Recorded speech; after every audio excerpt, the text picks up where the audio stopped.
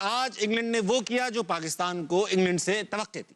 England ने New Zealand को हरा दिया, हालांकि आखिरी ओवर तक बात पहुंची, मगर अभी भी पाकिस्तान की उम्मीदें कायम है।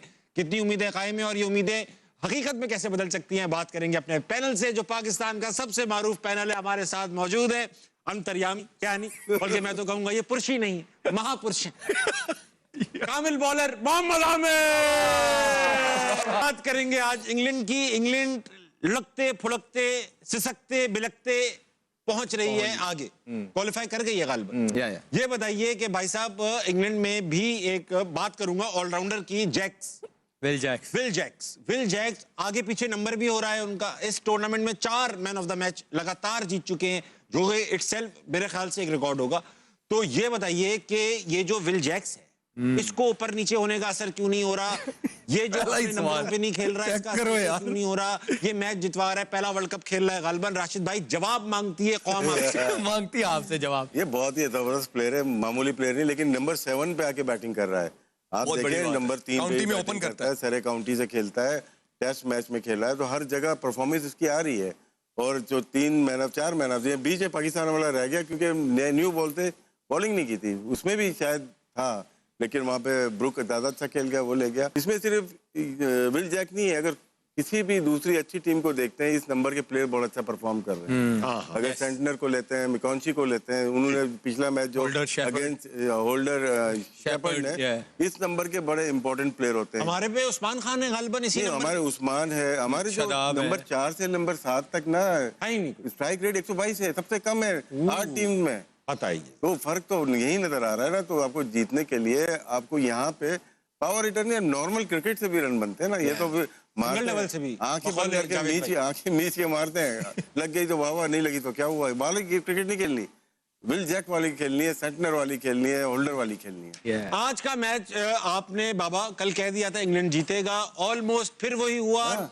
हाँ, साउथ अफ्रीका की तरह इंग्लैंड को याद आया कि हमें, अरे बाबा ने कहा बाबा की दुआएं तो इंग्लैंड जीत गया। आपसे पूछना ये चाहूंगा कि सेंटनर ने आज एक ब्लंडर किया, बहुत बड़ा ब्लंडर। तो कहां पे ब्लंडर हुआ, क्या ब्लंडर था? जो मुझे लगता है ओवरऑल बहुत अच्छी क्रिकेट खेल रहे थे। आप देखिए T20 मैंने आपको बोला है कि एक बुरा ओवर या एक गंदी इनिंग पूरे मैच का पासा पलट देती है। और पूरे मैच में जो उसने 3 ओवरों में 43 चाहिए था ना, मैं ड्राइव कर रहा था, मैच देख रहा था, जब उसने फिलिप्स को ओवर दिया, वहां पे नहीं बनते। जब उसका अपना एक ओवर पड़ा हुआ है, हेनरी का पड़ा हुआ है, वहां पे ऑफ स्पिनर को क्यों दे रहा है? जब राइट हैंड खेल रहे हैं दो, वहां उसको अगर वो खुद करता तो शायद मैच पलट सकता था। लेकिन वो आई थिंक बस दुआएं फिर ऐसे ही रंग लाती हैं। गलतियां ऐसी होती है, रमजान चल रहा है, लोग दुआएं कर रहे हैं, तो लेकिन इस तरह का वो ब्लंडर करता नहीं है जिस तरह का उसने किया है। आई थिंक उनके नसीब में थी विन, तो ऐसे फिर ब्लंडर्स होते हैं जो उसने किया है। सही बात। अहमद भाई, आज आप पाकिस्तानी टीम को ट्रिब्यूट दे रहे हैं थ्रू योर पेंट्स। अब वक्त है पाकिस्तान के कल के बड़े मैच का, जो श्रीलंका से। श्रीलंका जिस तरह आखिरी बार खेली है न्यूजीलैंड के अगेंस्ट, ऐसा लगता है वो डर गए थे, खेला ही नहीं जा रहा था, शॉट्स ही नहीं मारे। अब पाकिस्तान कल खेलेगा, सिनेरियो हमारे सामने आ चुका है। पहले मैं आपको सिनेरियो दिखा देता हूं, किस तरह क्वालिफाई कर सकते हैं, फिर आपका मैं पॉइंट ऑफ व्यू लूंगा। दिखाओ बेटा।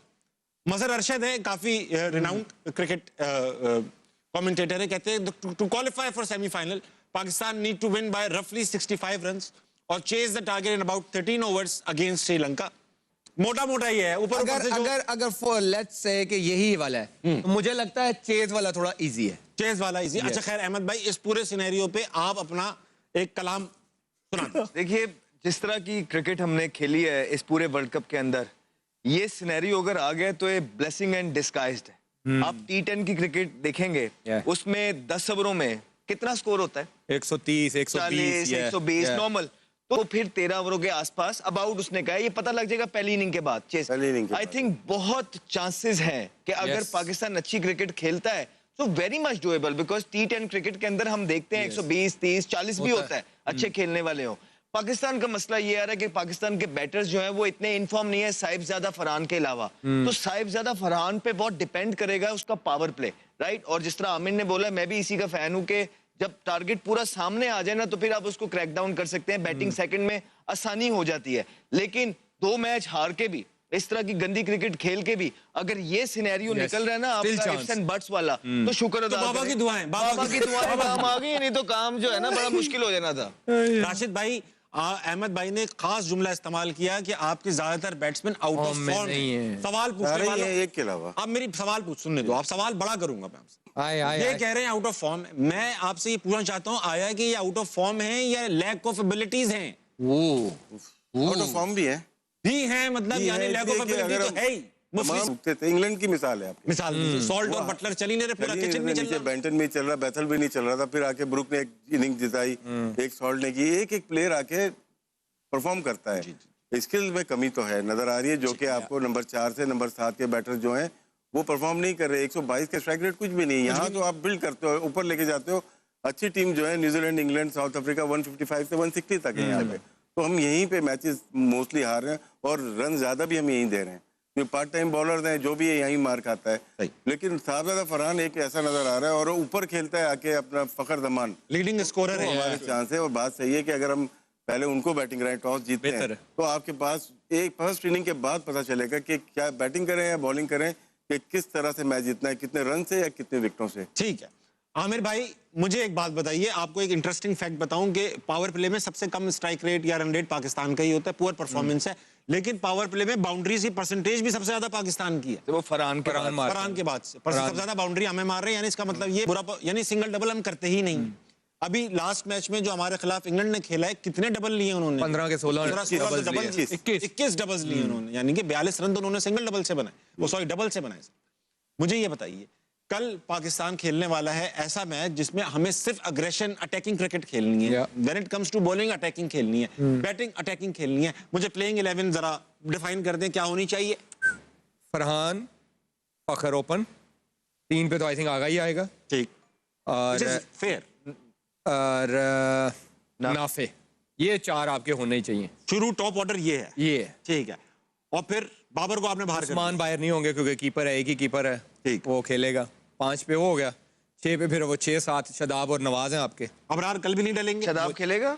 मुझे तो लगता है वो खेलेगा। बाबा ने कह दिया है ना, कह दिया है ना बाबा। 10 पे 22 किया उसने पिछले सवाल है, मैच। 2 हम बैट्समैन को ड्रॉप करते हैं तो हमारा बैकअप। हाँ ना, वो रखेगा ना, क्योंकि अगर अगर हम बाबर को वो निकालता है, चाहे नाफे को लेके आता है, तो वो फिर ऑलराउंडर्स को बढ़ाएगा। चाहे अयूब बाहर होता है या बाबर, तो हमारे बैकअप कौन से हैं? यस, यानी अबरार की अभी भी जगह नहीं है टीम। प्लेयर ही नहीं है। अगर साइम बाहर हो रहा है तो इब्रार की बन सकती है, हाँ, क्योंकि साइम नाफे इसकी जगह आ सकते हैं बाबर की। बाबर की जगह आ गए, Yes. टाइम बाहर हो गए, एक बॉलिंग ऑप्शन भी चला गया, उनकी जगह आ गए अबरार, बॉलिंग Yes. आ गई, एक बैटर ऐड हो चुका है जो Yes. परफॉर्म करे शायद। फहीम की जगह नहीं है, लेकिन फाहिम की नहीं है, शाहीन खेलेंगे, शाहीन बनती भी है, बनती भी है। और नसीम नहीं खेलेंगे। हाँ, मुझे लगता है बनता है वो, क्योंकि कैंडी में आपने देखा है नाइट में स्विंग स्विंग हो रहा है, बॉल दोनों बॉल टाइम स्विंग हो रहा है। अहमद भाई मुझे तमाम मैं रहा है। हूं तो मैं तो 2 फास्ट बॉलर के साथ ये हूं। अब ठीक है, सारी चीजें सही है, सही कह रहा है ये भी। लेकिन मैं ये चाह रहा हूँ कि कल के मैच के लिए, क्योंकि छोटा मैच है और अटैकिंग क्रिकेट खेलनी है, मैं शादाब को नहीं खिलाऊंगा। अंडर प्रेशर है, बहुत ज्यादा स्क्रूटनी हो रही है। यू डोंट एक्सपेक्ट कि वो इस प्रेशर के अंदर ऑलरेडी डिलीवर नहीं कर पाएंगे। कल उन्होंने क्या करना है, साइम को खिला लूंगा, जो आ जाएगा फखर वो आ जाएगा चौथे 5वें पे, नाफे को भी मैं ऐड कर लूंगा। अबरार आ जाएगा नीचे एक एक्स्ट्रा, जब आप उसको निकालेंगे शदाब को तो वो अबरार आ जाएगा। और आपको बहुत ही पड़ गई है, कोई जरूरत ही नहीं है आपको स्पेशलिस्ट के साथ जाएं। बराए मेहरबानी कल के मैच के अंदर आधा तीतर आधा बटेर ना करें। जो इन फॉर्म आपके बैटर्स हैं, बॉलर्स हैं, आप उनको खिलाएं। ओवरऑल आपके पास कोई इतने डॉन ब्रैडमैन पीछे बैठे नहीं हुए जिनको आप लेके आ जाएंगे। आपको छोटी छोटी तब्दीली करनी है, आपको टेक्निकल आराम से छोटी मोटी करके शदाब को आप निकाल के आप सुकून से जो है ना अबरार को अंदर डाल लीजिए। बाकी इतनी छेड़छाड़ करने की, आपको बाबर की जगह एक नाफे डाल लीजिए, आपकी बैटिंग भी पूरी हो गई, आपकी बॉलिंग भी पूरी हो गई।